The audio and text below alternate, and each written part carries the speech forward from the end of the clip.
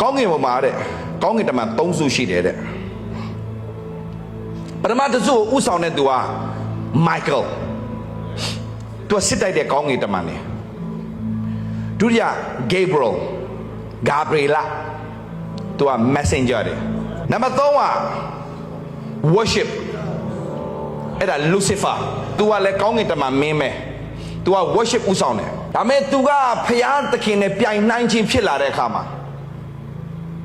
နော်သူကအဲ့ဒီနေရာနဲ့နှင်ထုတ်ခြင်းခါရတယ်နှင်ထုတ်ခြင်းခါတဲ့အခါမှာသူက3စုထဲနဲ့1စုဖြစ်တဲ့သူ့ရဲ့အပေါင်းပါတွေအားလုံးခေါ်သွားတယ်ခေါ်တော့ကောင်းကင်ဘုံမှာကောင်းကင်တမန်2စုကြံခဲ့တယ် Michael အဖွဲ့နဲ့ Gabriel အဖွဲ့ဆိုတော့ဒီအဖွဲ့ကမရှိတော့အဲ့ဒီအဖွဲ့ကိုလည်းဖခင်ကပြန်အစားမထိုးဘူး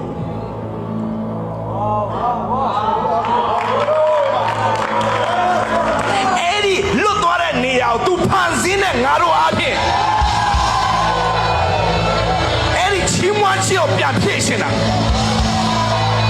အဲ့တော့သိတဲ့ဒါဝိဒ်ကချီးမွမ်းခြင်းနဲ့ပဲ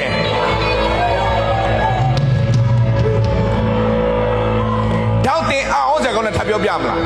သူဆုံးရှုံးသွားနေရာကိုတင်ရပြန်ရောက်ခွင့်ပေးဖျားထပ်ပေးလိုက်တယ်အဲ့ဒီနေရာနဲ့တင်ချီးမွမ်းရင်အဲ့ဒီနေရာနဲ့တင်ချီးမွမ်းရင်အဲ့ဒီမာန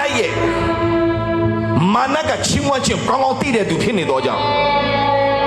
တင်လည်းချီးမွမ်းရင်သူ့ရဲ့နိုင်ငံတုံးလို့ရော